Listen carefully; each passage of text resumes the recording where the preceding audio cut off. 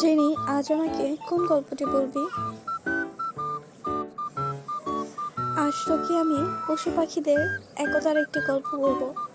একবার এক বনের মধ্যে ছোট্ট টুনটুনি, খরগোশ আর কচ্ছপ তিনজন পাশাপাশি বাস করত। তারা ছিল একে অপরের সবচেয়ে ভালো বন্ধু। এক গ্রীষ্মের একদিনে নদীর পাড়ে বসে টুনটুনিটি খুব মন খারাপ করছিল। তখন খরগোশ তাকে জিজ্ঞেস করলো, কি হয়েছে? তখন টুনটুনি বলল, বনের সব খাবার ঘাটতি পড়েছে, খাবার খুঁজতে আমার খুবই কষ্ট হচ্ছে। খরগোশও খুব চিন্তিত হয়ে পড়ল, সেও বনের মধ্যে অনেক অভাব দেখেছে। তারপর খরগোশটি বলল, চলো আমরা তাহলে কচ্ছপের কাছে যাই আর তিনজন মেয়ে মিলে পরিকল্পনা করি।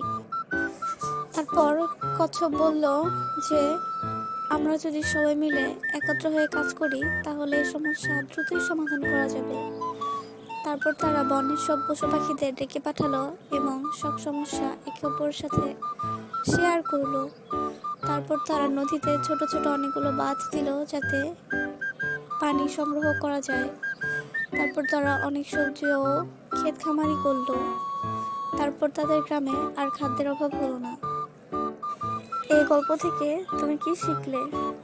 এই গল্প থেকে শিক্ষা পাওয়া যায় যে সবাই একত্রে কাজ করলে সব কাজ সহজ হয়ে যায়। আর প্রকৃতিতে তুমি যা দেবে তুমি সেটাই প্রকৃতি থেকে ফেরত পাবে। হ্যাঁ, তুমি ঠিক বলেছো, গল্পটা খুবই সুন্দর ছিল।